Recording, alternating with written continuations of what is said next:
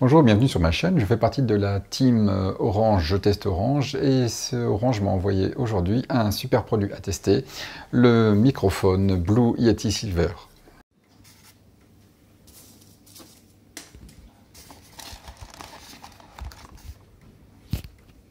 De par ses performances professionnelles, le microphone USB Blue Yeti est recommandé par les youtubeurs, les podcasters et tous les professionnels qui s'en servent, étant donné que c'est un produit qui permet de travailler avec une qualité de son exceptionnelle.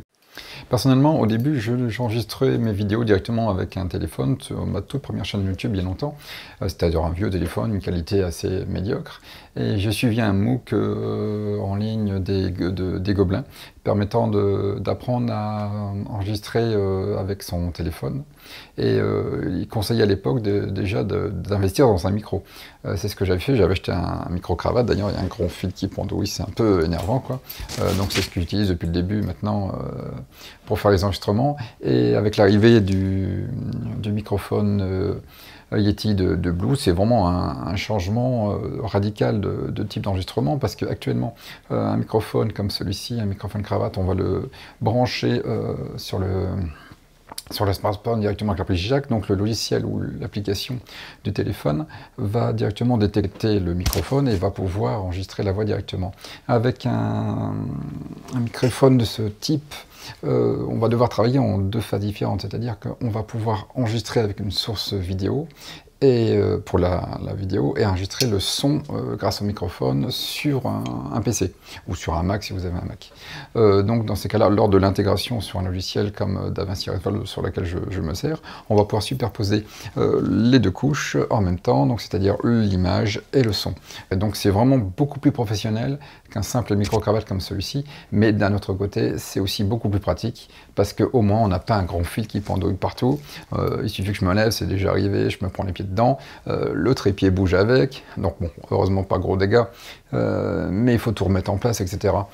Le Yeti est assez lourd et solide, d'ailleurs, et de qualité, vraiment, c'est de l'acier.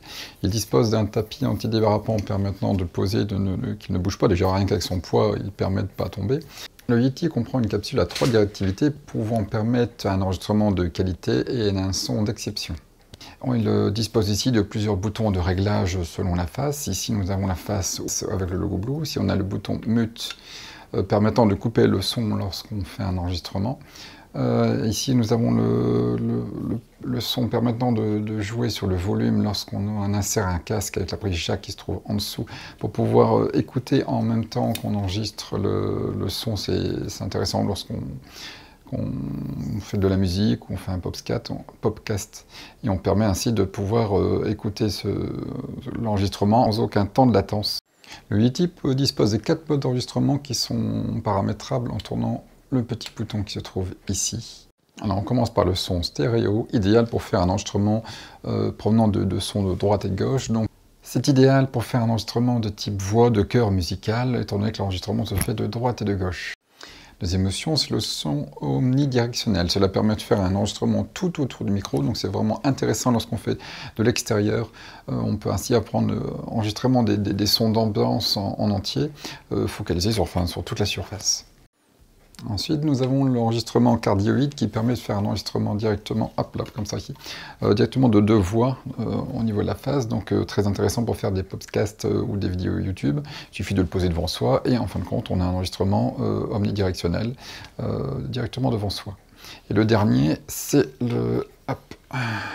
ici, lorsqu'on tourne le dernier point. Le dernier mode, c'est le mode bidirectionnel. Ça permet de faire un enregistrement de 2 directions à la fois, donc moi vers le micro et une personne en face l'on peut ainsi interviewer. Ça permet de capter vraiment les sons sur un seul axe et ne pas être embêté par les sons parasitaires qui sont de chaque côté. Le bouton qui permet de pouvoir choisir les différents modes d'enregistrement s'appelle le bouton pattern. Le bouton au-dessus, c'est le bouton gain. Celui-ci permet justement de pouvoir gérer la profondeur du micro. Il est assez sensible, il est d'ailleurs conseillé par Blue de le mettre au milieu pour faire le premier test avant un enregistrement, et puis aller de droite ou de gauche pour pouvoir tester la profondeur de l'enregistrement, avec le retour, forcément le retour micro à ce moment-là.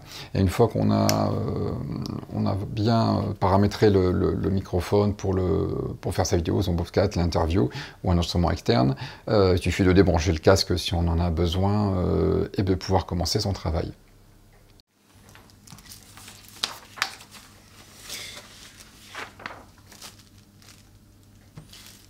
Pour faire commencer un test d'enregistrement sur le microphone Yeti.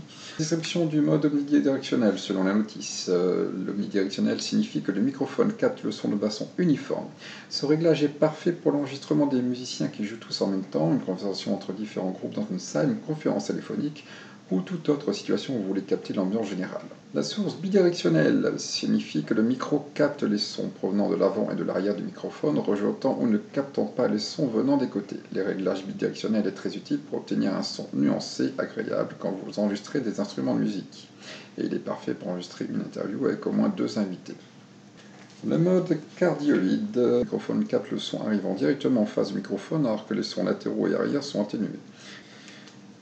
Le dernier mode, stéréo, permet de capter une image stéréo très réaliste. Pour commencer, orientez le micro vers la source audio que vous voulez enregistrer, l'avant du microphone et le côté avec le logo, selon l'instrument et ou le son que vous désirez placer à la grille du microphone dans un axe à 5 à plusieurs centimètres de la source audio. Le microphone Blue possède aussi des vis ici de fixation permettant de stabiliser le microphone de droite, selon sa position.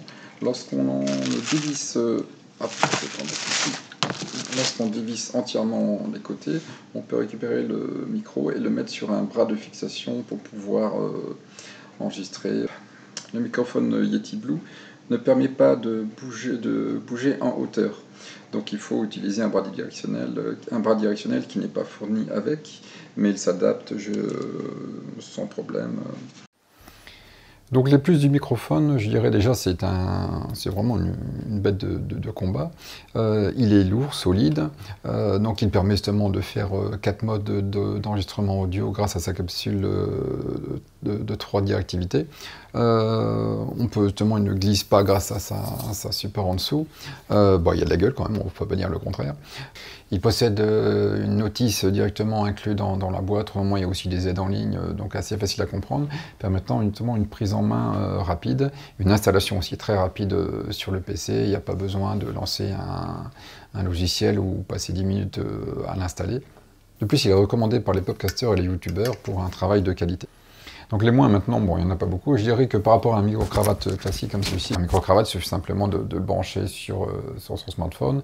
Un microphone Blue comme celui-ci, il faut justement, comme je disais tout à l'heure, il faut le travailler sur 2 pistes différentes. Donc c'est un coup d'apprendre. Il faut aussi posséder un PC. Certaines personnes n'utilisent qu'un smartphone.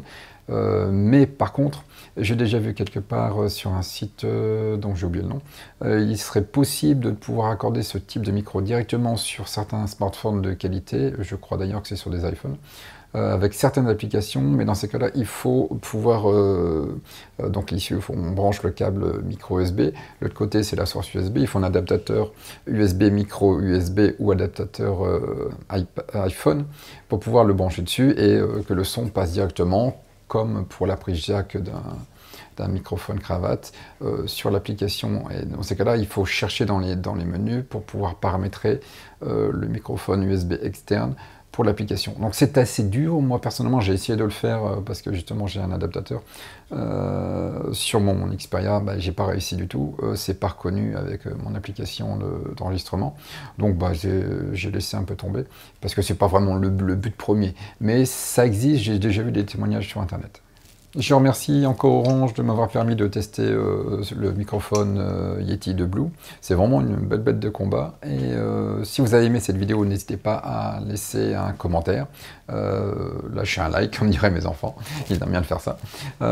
Et puis vous abonner à ma chaîne YouTube pour de prochains tests à venir.